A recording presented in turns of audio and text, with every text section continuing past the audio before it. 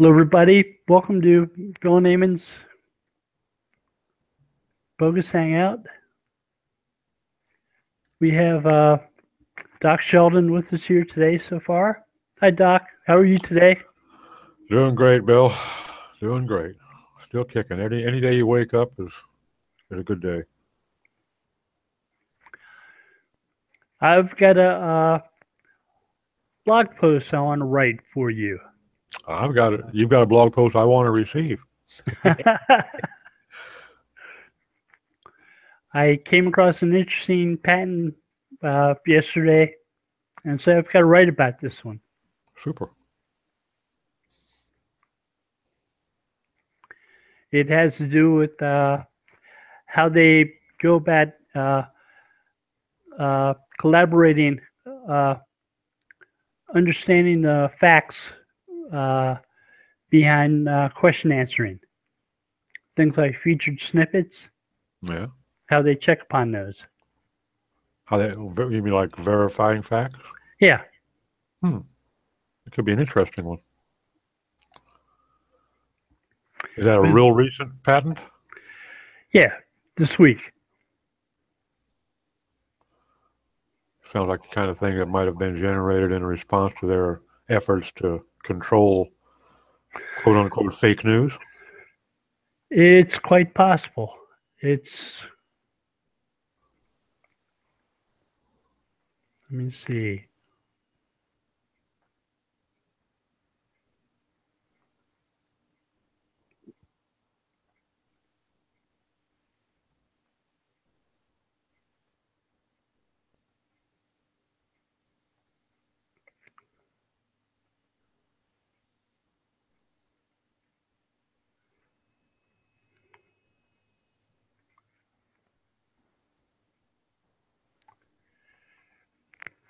Corroborating facts in electronic documents.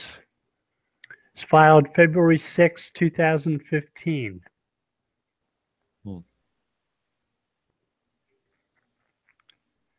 So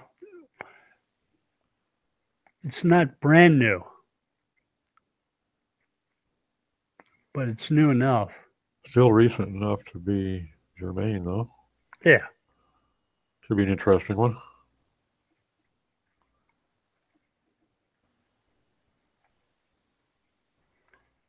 Well, I'll write something up and send it your way. Cool.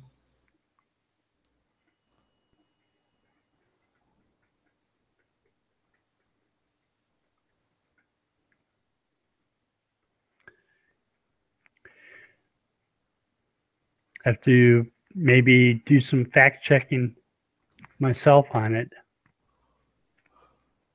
Fact checking a fact checking patent. There's Yeah. a loop.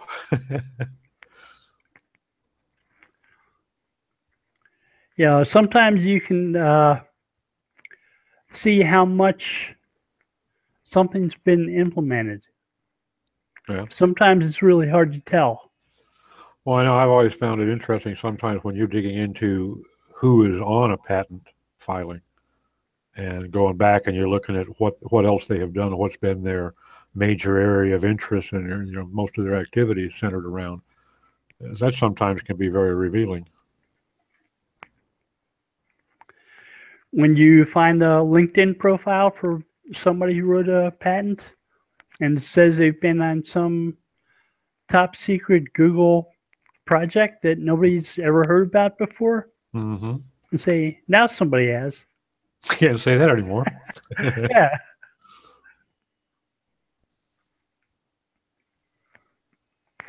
Or there was one patent I ended up looking up one of the pandas because Google had two search engineers with the last name Panda. And we knew that one of the pandas was the one they named the Panda update after. So I looked up the one guy, Navneet Panda, looked up his profile on Google Plus, and you remember they used to have a little bragging rights section? Yeah. In that bragging rights section, he had written, I'm the guy the Google update was named after. The Panda update, yeah. So I wrote a blog post. I screen captured that, and I put it in my blog post. And then the bragging rights things disappeared. Poisoned that well, eh? Yeah. It was like within a week of me posting that blog post. One of those no moments on his part, I guess. Yeah. Well, I would imagine it's something that it wouldn't be considered sensitive. Although I suppose it could have generated some hate mail for him.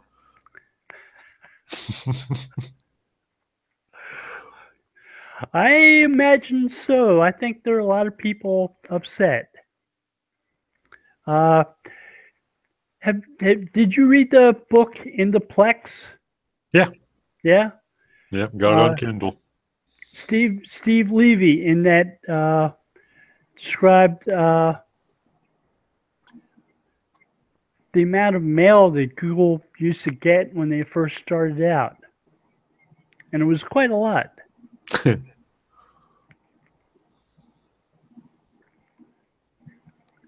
I imagine they still do. Oh, I wouldn't be surprised. Of course, now it's all machine read. Oh, we got to talk about Danny while we're on the Google subject. You see Matt Cutt's tweet? He wants to interview Danny? No, I didn't. Yeah. Cool. I think that's a nice role reversal. Yeah. Mm-hmm. Hey, Arthur. Paybacks are hell. Yeah. Hi, Arthur. How are you? Hey. What? Can you guys hear me? Sure do. Can you hear us? Yeah, I can hear you fine. Okay. Good. How are you guys? Doing pretty good. Your camera is kind of funny, though, Arthur. It's showing like it's peeking out from underneath something. You just see your eyes and nose.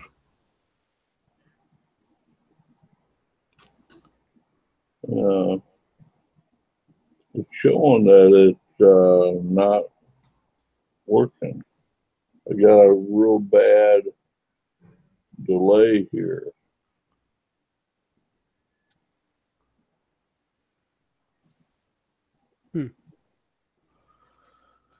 Yeah, I was kind of intrigued yesterday, Bill. I saw that Google was soliciting questions because they're thinking about bringing back the periodic videos that, like Matt used to do. I was encouraged by that. I think those put out a lot of good information. I mean, sometimes it was really basic stuff, but looking at the breadth of their audience, anything from noobs to professionals, I think it was a worthwhile thing. And I have one question at least that I want answered. So I'm going to send it in and see if we can answer. There you go. Yeah, I sent one yesterday. I don't even remember what it was now.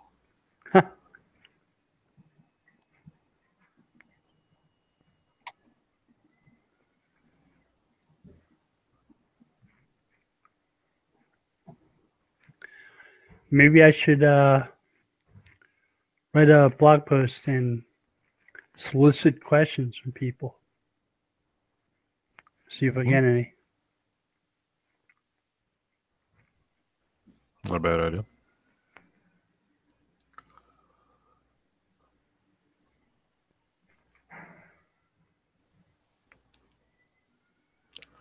Well, I guess Mr. Van Horn is indisposed, not going to make it.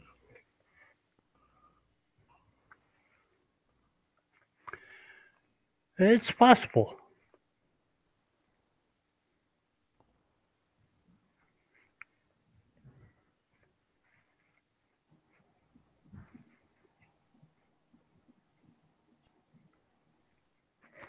It's really weird.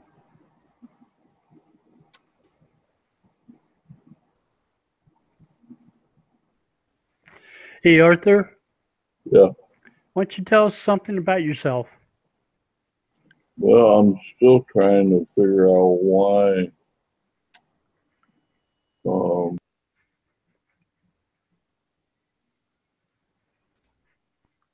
Why your camera's working oddly? how about, can you hear me now? Yes. Yeah, we hear you. Like, the camera just doesn't want to work.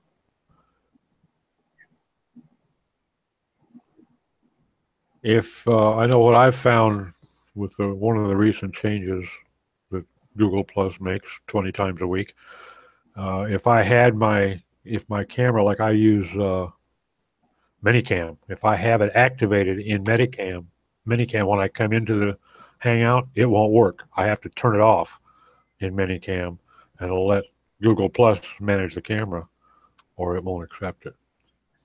So if you've got got software running your camera and you had it turned on when hey, there you go, and your camera's up. Well, you're working now.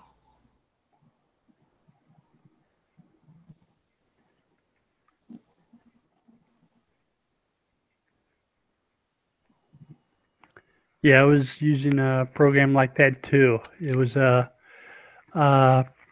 group collaborative software. Yeah. When you work remotely, this way you can see each other.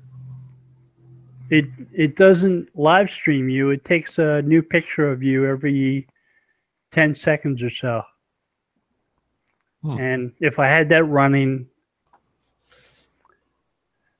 camera here wouldn't work. Well, you need a scorecard to keep up with G+. I had to have it actuated before I came into the Hangout, or I would actually have to leave the Hangout to turn on my camera and then come back in. I couldn't turn it on while I was in there. Now I can't have it on at all until it's turned on by the Hangout. There's an early access group at Google Plus, and they're showing off some of the things that might be coming to Google Plus, including most recently some new profiles. And they've redesigned the way profiles looked. And they asked people not to make screenshots of them because what they're showing may not stick. Well, that's kind of an understatement with Google. What they're showing may not stick. Well, in this group, they want people to talk about it and say what they like and what they dislike, and they may make changes quickly. It's an interesting group in that they're planning changes to Google Plus as it goes. Well, at least they're running some kind of a focus group. That's nice to hear that they're getting some external input. Yeah. Because it seemed to me like a lot of the changes they made over the last few years, it was all internally cooked. There was no user feedback at all invited or involved. Yeah, it looks like we lost Arthur. Just when he got his camera working.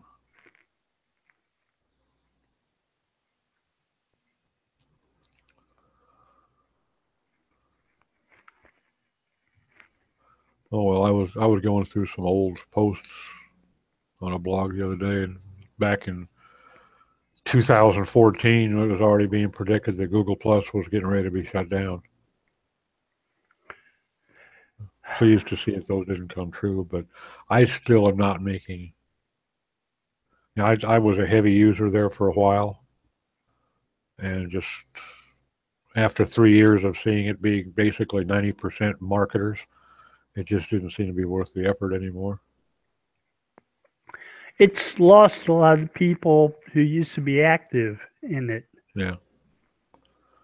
Yeah, I see there's still some of the power users are in there, but it has definitely tapered off. But, you know, I was always of the opinion that it was never intended to be an effort to have a social media platform. I think it achieved its intended purpose, which was just to harvest data. You know, with authorship, people going in there listing all the places that they were published across the internet, and all these different author profiles and emails and website addresses that people were stuffing their profiles with. It was a tremendous harvester. Well, Google changes the approaches they use to harvest information. They used to use links on profile on Google Plus, and they've started using JSON-LD and same as links on people's websites to grab the same information. So this way you could if you put that information in your website, it might show links to those social profiles in a knowledge panel for your site. And I guess they thought that might inspire more people to give them data. You guys hear me? Yeah. Yeah, we hear you. Okay, I think what it was, I had 2 windows open. I had one with the Google Hangouts and then one from the notification. So, I mean, I would pick it up. You guys, but I was getting a double voice.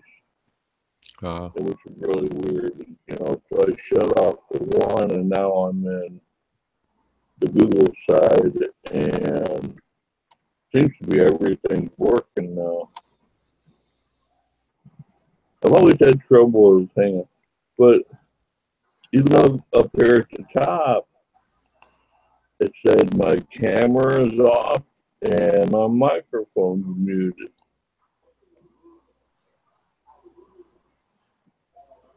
Huh. Well, your microphone sounds a little bit scratchy, but that sounds like it might just be some lag.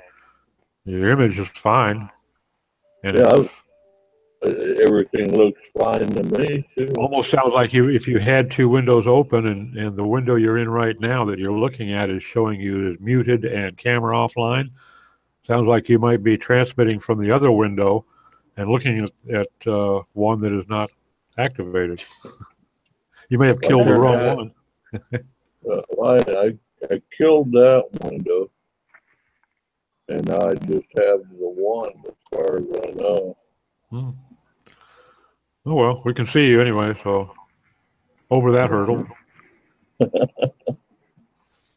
I hear, yeah, I hear everything just fine now. I've always had trouble with Google's Hangout. I don't know why. I never could get it to work right.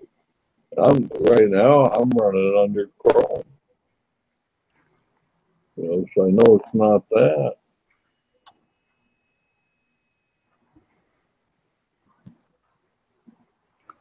I mean, all my settings are right. As far as I know.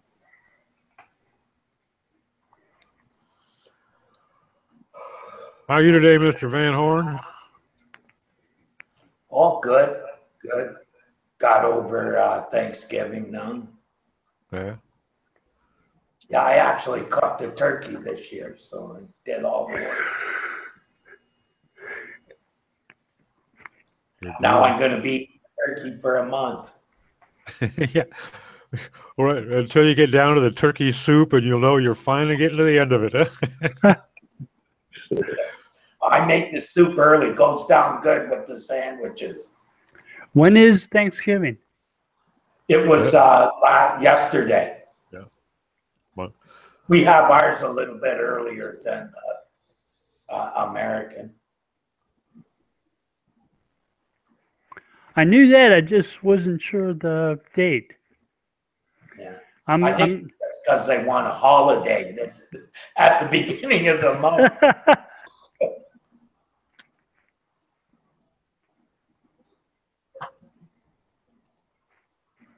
Yeah, I found out that I've got one of my big clients is in Canada, and of course they do everything. It's corporate. They do everything through their corporate AP office. So you just got to wait. And, we know they always process things. Our payments come out by the 30th of the month. And I found that the last Monday of every frigging month seems to be a bank holiday up there. Almost every month. Yeah, we like Always them at hits the on our... beginning or end of the month. Huh? Like them at the beginning or the end of the month. Yeah. It just seems it always hits on our payment due date. That's a conspiracy. I know it. Like we didn't have enough conspiracies to go around. Huh?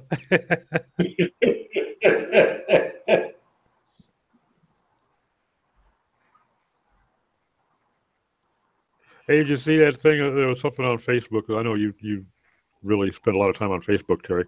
But there was a thing. This moose hunter was out and with his wife moose hunting, and he spotted a bull, nice rack.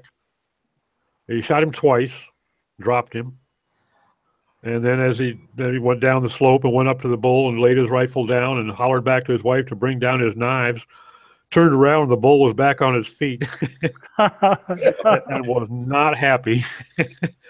And they ended up having the paramedics had to hike about 4 kilometers into the woods to get him, call for a helicopter to get him out to the hospital, stitch him up, plaster him up, and the bull just trotted off into the woods with 2 bullets in him.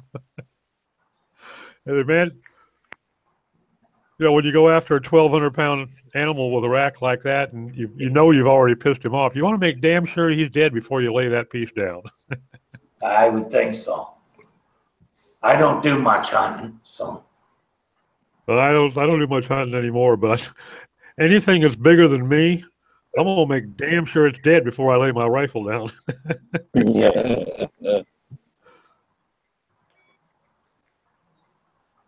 He was interviewed, and he was the one actually telling the story. He says, so I turn around to my wife, I holler to bring down my knives, and I turn around, I'm looking at straight at the chest of this bull.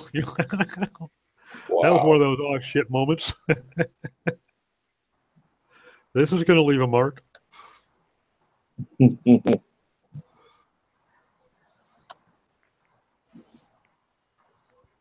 is really strange.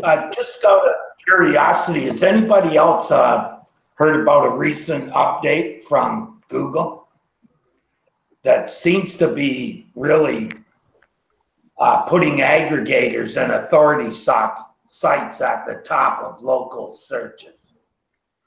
I saw somebody commenting on something that looked like the activity level looked like it might have been an update, 22nd or 4th, something like that, of September. Nothing. I saw something from Glenn Gabe on like October 8th and 9th update. I didn't see any details. Just that it happened then. Yeah, that's all I saw too. Was just a kick, like the 22nd, like Doc was talking. Yeah, they didn't give any details either. Just a spike in activity that looked like the old Google dance, but nothing specific.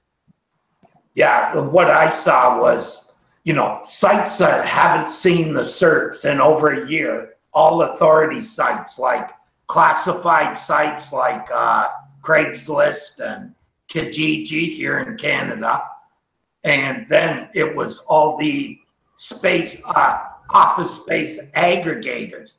Now, these guys weren't even doing the kind of work space I am, and they were all in the top. Out of the top 10, only one was an actual site that provided the service. All the rest were aggregators. 3 years of looking at that cert, never seen that. Seen it occasionally with 1 or 2, but never where it just dominated the whole thing. That definitely sounds like an algo shift, yeah. Huh? I say definitely sounds like a shift in the algo. So they're making them visible for the holidays, huh? Well, you would think the opposite, but yeah. That's why I was wondering if, especially if e-commerce sites saw that this time of year, they'd all be shivering in their boots because that's really bad for business this time of year. For sure. There was a Florida update back in 2003. Right. All the e-commerce sites fell out of the web. Yes. A similar update. Now, that's why I thought maybe they're doing it now. And because I think when they first do a major change, right, these are the type of things that they kind of have to get them in their proper place. Yeah. So they're ranking for what they should be, not just ranking based on authority. Does that make sense? Does to me. Yeah, because I mean, any algo that they roll out, you know that there's always going to be some hitches. And, oh shoot, we didn't catch this, or we should have filtered those. And it makes sense that they would want to do it a little bit early and take a good hard look at their results. So because for a season coming up, you definitely would like to do it a little bit early and have it stabilized before it's going to have a big effect on people. Well, didn't Matt Cutts, Matt Cutts used to ask every once in a while how many people were affected by an update, and if too many people were affected, they'd roll things back. So it said something that Danny Sullivan might do. I've seen where Matt's has asked. Matt used to ask people about stuff like that. Yeah. So would Danny Sullivan do that now? I don't know what Danny is doing at Google. Is he doing kind of PR work like Matt did? Yeah. Yeah, supposedly that's what it's going to be, is basically a PR, a liaison. Well, he's been doing that job for like 10 years, so it's about time they started paying him.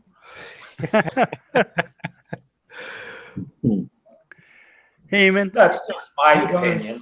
I may not agree. How's it going? Hello, and Evan. they can be wrong if they like.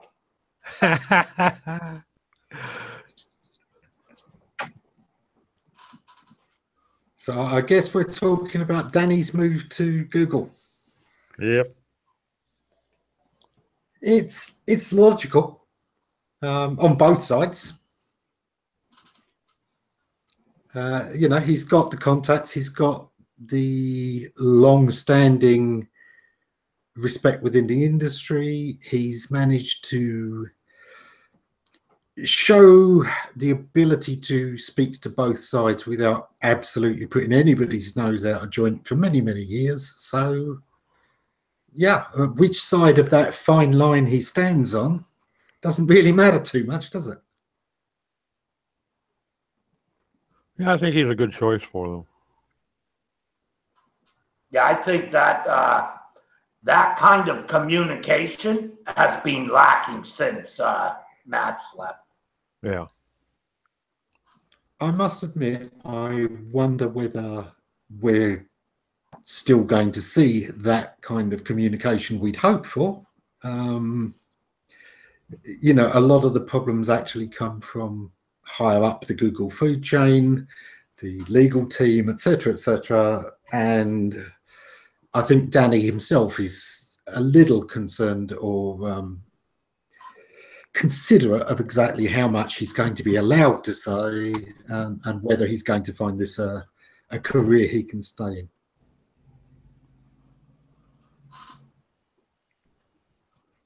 Well, it would stand to reason that Matt had an innate talent for being able to talk for 15 minutes and not say anything, let anything slip. Okay.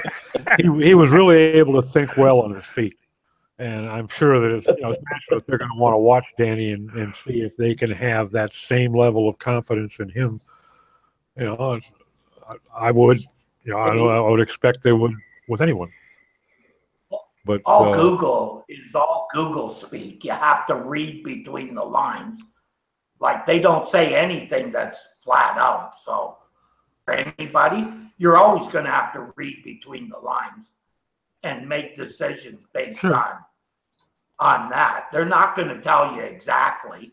And I think that's where some of the what's done with the communication from Google, it's taken too literal. For instance, I laughed for the whole time I've worked in this one industry where Google said, oh, no way you should be using these, when in actual fact, it's a better solution than what a lot of people go with instead. You know, and they finally have come around to that, but it took them 3 years to figure it out. Well, yeah, and it always has been a problem that they'll pick up on one syllable of something that Matt or John say and read into it, and then go out and spill their guts to the masses. Well, Google says this, and totally get it wrong. Or Gary jokes about updates all being called Fred because everything's new. Perfect example. He calls Fred. He gets a new fish. It's called Fred. New updates are all Fred. So the SEO community, you see blog posts about the Fred update. Yeah. It's perfect opportunity to say, I think I'll go online and show my ass. It was what I was thinking when Terry was speaking. I was saying, hang on, read between the lines. If a Google spokesman has given you actual clear lines, they're going to be fired. Those lines should be blurred. There should be nothing you can discern between them. Well, here's an example. I work in an industry where Google said, don't use this product, right? Well, in actual fact, they were allowing it all along and never meant it that way. It just has to be set up in a certain way. Because in the end, the reason that they were doing it was to protect the consumer. So they would know that the address on a site is that actual site and that is their actual contact information. That was what they were trying to fix, and they just went about it the wrong way. Now they've changed that, and I believe they actually, have never said it, but it's a better system now for everybody. Yeah. Well, Google are pretty busy at the moment with the big mess on YouTube, of course. YouTube at the moment is going through what they're calling adpocalypse. Right. Google have put in a new AI to determine which videos are not suitable for advertising, and it's hitting just about every single gamer on YouTube. And all of their videos are demonetized. Yeah, they're all getting told they're not getting paid. Yeah. Is that the first time they've done it? Not by a long shot.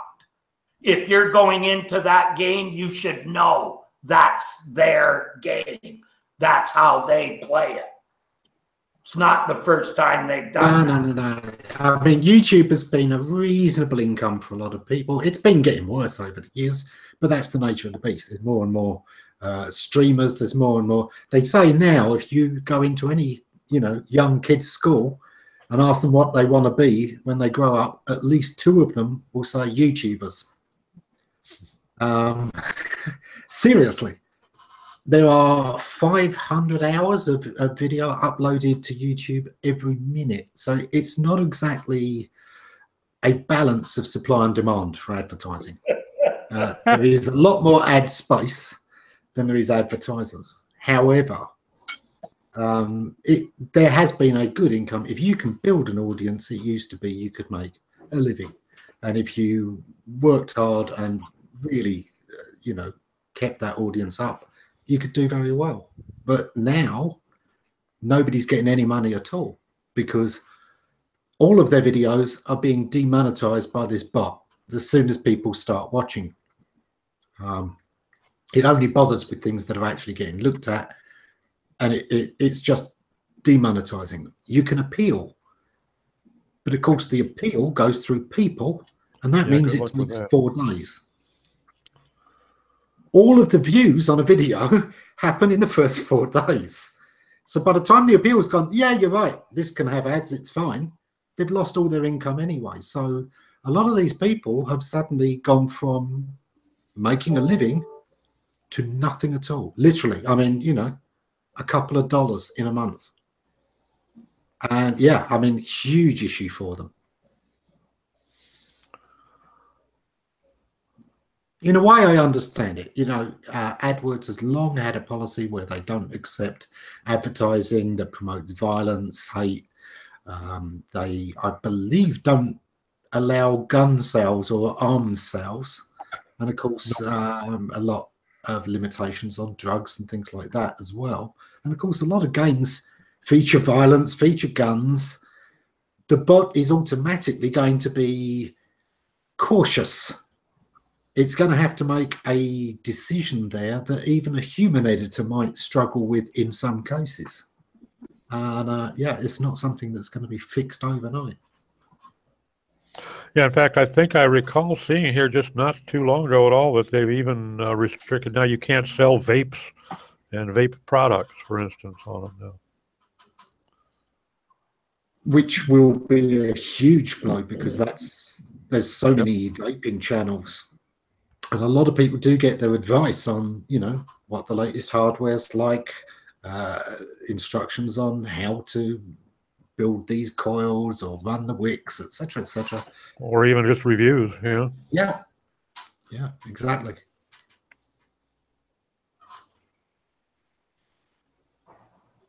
And do you know what? I think that's wrong because I don't remember any of those ever saying that it should have nicotine in. Not one video, and I've watched lots of these. Yeah, not one has ever talked about the nicotine content, which is the only part that you've got to be worried about, really.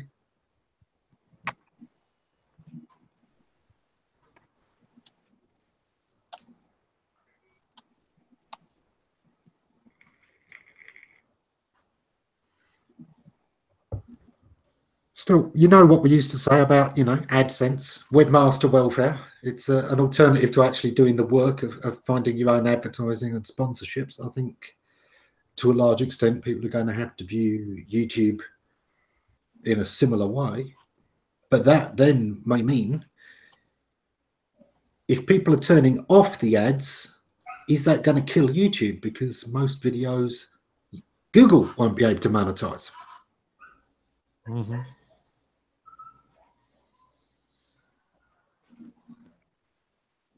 Well, I can certainly see where it could put a real dent in their ad sales.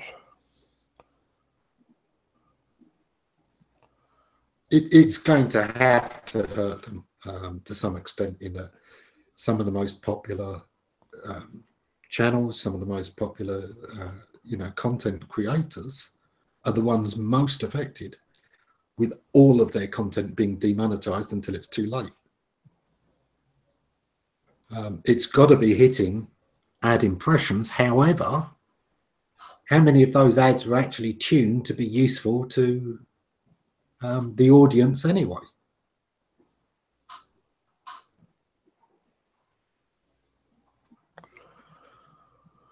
Well, I would think a very low percentage, like single digit. Yeah, because there's a lot of money in the gaming industry. You know, making these big AAA titles, which is a dying thing. There's less and less companies doing these, but making the big box price games, it's an investment of years. It's an investment of huge amounts of money because, you know, there's teams of 50 to hundreds of people behind one of these big games like Assassin's Creed or something. And then it's a risk. You know, what if this game flops? What if it gets terrible reviews? There's not that many of those kind of games being built anymore. A lot of them now are coming out in alpha, a never-ending beta. you know, they wait until it succeeds before they actually decide it's released. Well, on top of that, even if it comes out and it's a killer game, what if another competitive product comes out simultaneously that's also very good? Yeah. Right there, that could easily cut your sales in half. Yeah, absolutely. So, you know, and they're more and more prolific, so that competition threat is greater than it ever was. Yeah, and of course, the good games are going to be featured on YouTube for free anyway by all those gamers. Mm-hmm. Why do they need to pay to advertise? So, yeah, it's a limited supply of advertisers that are interested in advertising on gamer content. Because the average gamer isn't going to be, you know, interested in a pension or a bank account. Yeah, there's a percentage that will, but we all know that even if you get your ads correctly targeted to the right audience, it's still usually single-digit conversions as a percentage rate. So imagine on a channel where only 2 to 3% are the right target market.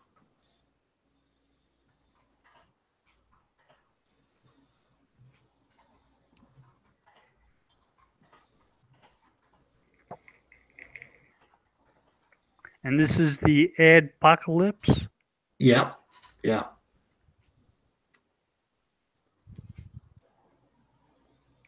It's going to be very interesting to watch what happens, but it's been rolling for a few weeks now.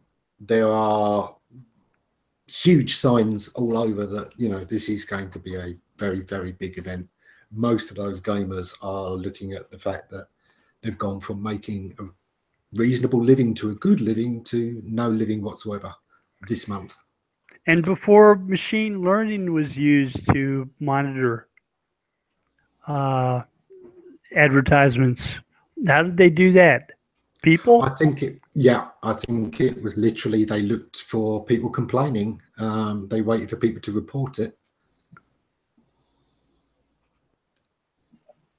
So they didn't do anything. They waited till they get enough complaints.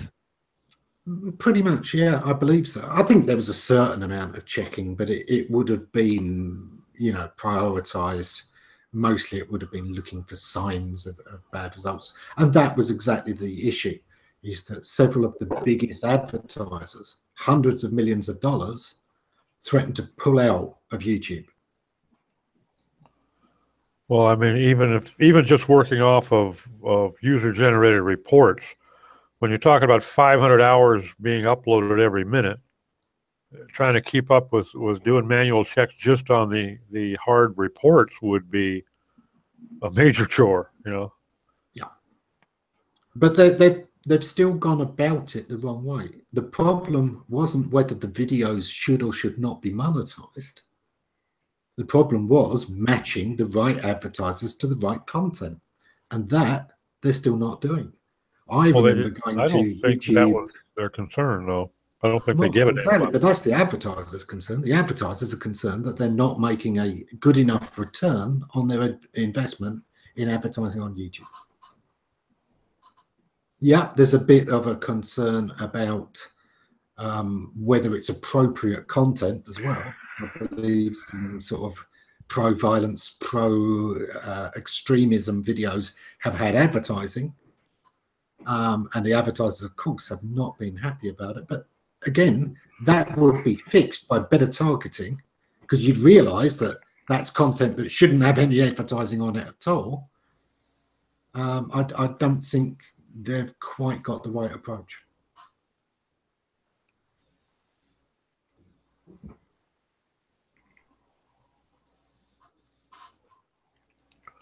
It's going to be a tough transition, though.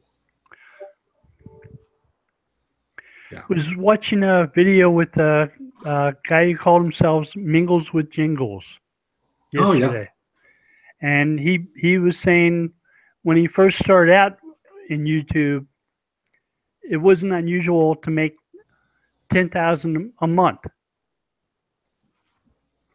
And after a couple of years, it had dropped down to $7,000 a month. At the start of this year, it was $4,000 a month. And he's been saying he hasn't made any money at all this month. Wow. Yeah, it was actually the amount per 10,000 paid views. Now, paid view Right. is watches at least 30 seconds. And it used to be that it was $10 per 10,000 views. Then it was $7. And yeah, as he says, now it's $4. And Yeah. he says specifically, he is making half as much money with twice as many advertisers as he was just a couple of years ago, with subscribers, sorry.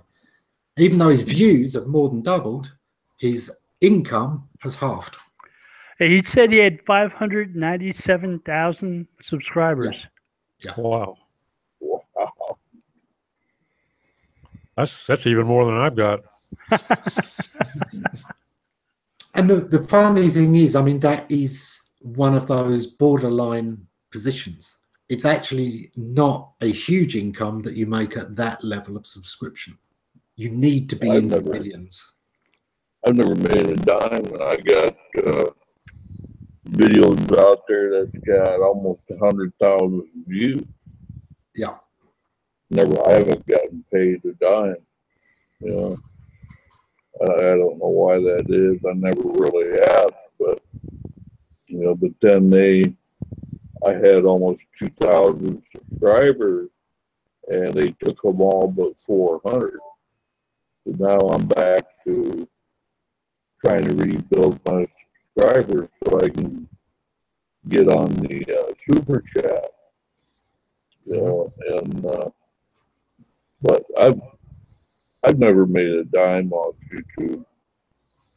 You know, so you have connected it to an AdWords account, yeah? Just checking. have to connect it with a what? You need to have an AdSense account, of course, you know, a standard advertising account before YouTube can pay you. So just double checking that you have, of course, connected your channel to that. Yeah, last I knew I had AdSense. Because I tried to get into affiliate marketing here a number of years ago, and when I was selling my DVDs, and that never worked out. I never made a dime off that either. You know, I mean, I'd get all the views and all the people clicking on the ads, but when it came to the reports, zero. You know? Nobody bought anything. You know, I go, well, how the hell can that be? You know, here I got 10,000 clicks on this banner ad, and you're telling me I've never made $1? You know, so I gave up on that too. You know, a lot of it's a farce. You know, I mean, I don't believe none of it no more. You know, so I mean, I've got a couple ads on my website now for art material, and I am getting hits on it, but nobody bought anything. You know, I double checked my affiliate number and all that stuff, and never made anything. You know, so the best simple way to start there, Arthur, would be probably to create an Amazon store that sells art supplies and art equipment. And if you've got the store yourself, you know, that helps you to know exactly where the monetization is going, whether people are buying or not. Plus, of course, if they end up, even though they didn't buy art stuff, they bought something else from Amazon after going through. And Amazon's pretty good at, you know, cross-promoting things. You still get paid for that. So I'd say have a really good look at Amazon to start getting something with an affiliate you know you can trust, because Amazon, they pay very well. Google has worked out okay. I get paid But you know that every couple of months, $100 or whatever it is. But you know what the ad says. But anything else, I've never been successful at. You know, so now here I am trying it again. Turn my website into a membership site for my live online art classes. You know, so I'm about ready to fire that up now. I'm just getting ready to start up a Zoom when I got the invite to here. You know, and I've been having trouble with Hangout. So I thought I'd give it one more shot. Yeah, it's working, but it's telling me that my camera is off and my mic is muted at the top of the screen. I don't know. So, no, we've got video and sound, so you're fine. I'm sorry? Hangouts can be awkward, though, as we've found out at various times. Well, I mean, all the browsers have been wonky here lately anyway, since that HTTPS thing. You know, and I've got all that taken care of. You know, because you know Firefox, geez, they wouldn't let you do anything. You know, I mean, it was unbelievable. You know, and then I had a couple viruses. I had the malware that I had to take care of, and boy, that was a nightmare.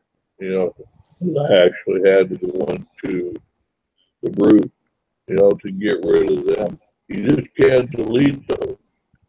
You know, I mean, you got to get right down into the guts, you know, of your server to get rid of it. You know, and that's what I did. You know, so you know, then I restored everything, and it's still getting some errors. There's certain paths and certain ways you got to get rid of the malware and stuff like that. Will quarantine it and get rid of some of them, but they will not delete them right. You know, I mean, you have to do this first, this second, you know, a sequence, you know, in order to get rid of it. Yeah. Yeah. And then Office 365, that was a lot of cause of it. You know, so I just uninstalled that. So since I've done that, my Outlook doesn't work right. It's a never-ending battle, I swear to God.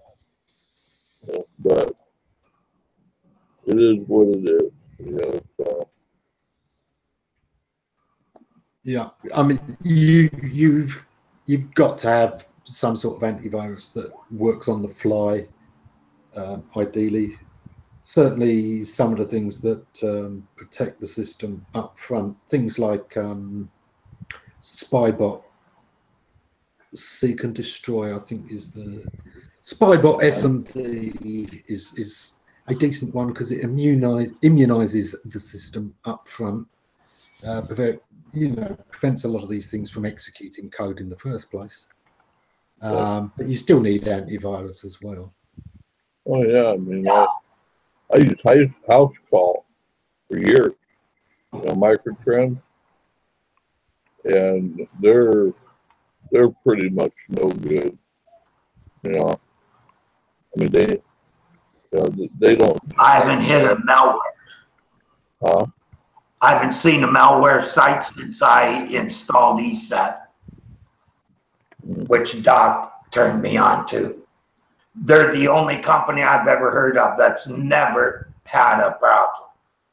they find most viruses before. They've never had one slip by them. Wow. Really good and properly priced.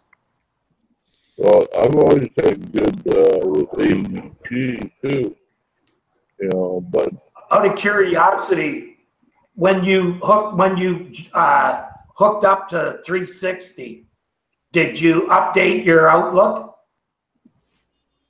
oh yeah, yeah. I mean, it was Okay. yeah. Everything was because it got canceled because of subscription, you know, and you know, and I said, "What the hell was this? I'm not paying for this anymore. I don't even use it other than the Outlook, you know." And that's when everything went wonky, you know. I mean, you just can't uninstall Outlook or 360. It isn't that Yeah, easy, it's, you know. And then they went to Outlook 2016, which I was running 2013, and they've upgraded it, and now they're telling me I have to pay for some kind of Outlook service. Well, Outlook's always been free, you know, and now I don't understand. Of course, I'm running Windows 10 now, which is probably my biggest mistake, you know, but it's just crazy, you know, what, ever since I started dealing, you know, with this streaming, you know, and had all those services and loved them. I love 360. You couldn't take that away from me now. what is it? About 15 sites DNS are running on it. You've started off our Microsoft fanboy again. Well, what can I say? They kept me in food and beer and a roof over my head for 25 years. That's nice. Yeah. I ain't See complaining. how long they've kept the people who deal with removing viruses in business. So we're getting close to the end of the show, guys. We go around, everybody tell us what you're up to for next week or so, and we'll run through that quickly and then say goodbye to everybody. Ammon, what are you up to for next week or so? Oh, lots of bureaucratic hoops to jump through, sorting a few things out, but hoping that this is the last week of that, at least in the short term, able to actually apply some thought to other stuff after that. That'll be good. That would be good. Yeah. Doc, what are you up to for next week or so? This week I intend to finish off and launch a client's new site where I'm combining 3 other sites. They've merged the businesses into one. I should get that launched this week. That's going to keep me out of trouble most of this week, I think. Arthur, what are you up to for next week or so? I'm going to be getting the rest of my live art shows set up, and I think I made a decision that I'm going to run it through Zoom, you know, and that kind of thing. I mean, I've been doing a lot of experimenting with Zoom and YouTube and Restream and, you know, and Google Hangouts on there, and I pretty much wrapped up on my decision on that, you know. Hopefully start getting some people into my membership site so I can start paying for all this stuff. Yeah. It always helps. Oh man, it's crazy. You know, so, but after Hurricane Irma came through here, there's been a lot of chaos, you know, here at the house and stuff that need to be taken care of also. So, ongoing. Above or below sea level? Huh? Above or below sea level? Always a first Yeah. question. A roller coaster. I'm not. They have got to start renaming these hurricanes and tropical storms. You know, nobody runs away from Irma and Ethel. You've got to name them stroke winner. If they're smart, they might. Wait. Well, we didn't have power here for a month. Yeah, I mean, it's just, we're always the last to get power because I'm in the not so rich part of town. Yeah. Naples, they have all the millionaires in Port Royal and that area. Of course, they're always the first, you know, and the people that work for them are always the last, you know. So that's the way it's been with me.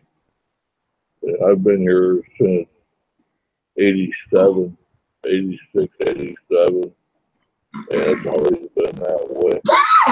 You know. So First Terry, to get hit, the last to be hit. You know. Terry, what are you up to for next week or so? Next week, working on a few websites. I got a couple that I have to rebuild. Looking at SEO Pros and a few others that I own. Kind of doing some other programming then. Just keeping busy. Yeah. Well, it's best that you keep busy. I'm sure you earlier said that Doc had turned you on. And when that happens, you know you're not busy enough. Well, I'm going to miss next week's show. I'm going to be going to Raleigh to speak at an SEO meetup next Tuesday. Oh, nice. Yeah. Is it a big one or just a local? It's local, but it's been really big. They've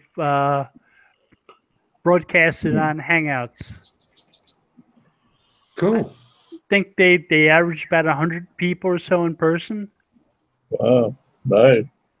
There's a few people working in the business down that way. Yeah. I know 3 or 4 people that work in that area. I like that area a lot.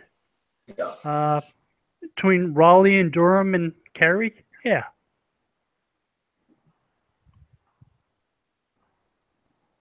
Well, Goldman I'm sure Piles. it'll go very well. I'll make sure I get some good barbecue. No, wait a minute. That stuff on the East Coast, that is not real barbecue, Bill. God bless it. Barbecue ain't supposed to look like tuna salad. Barbecue's supposed to be red, man. I mean, it's tasty enough. I don't mind those little barbecue sandwiches at all. It's just I wish they'd call it something real. The truck stop I used to go to in Virginia didn't look like tuna salad.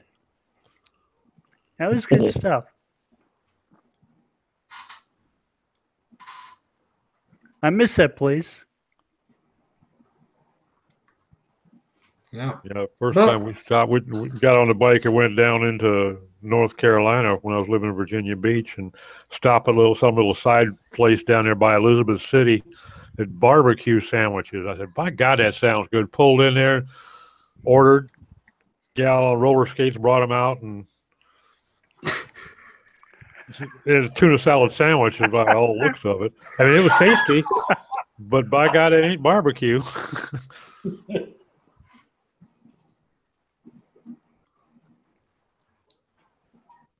You're lucky to get real beef down here. You get soy. Well, everybody, thank you. Have a good night. We're going to shut down.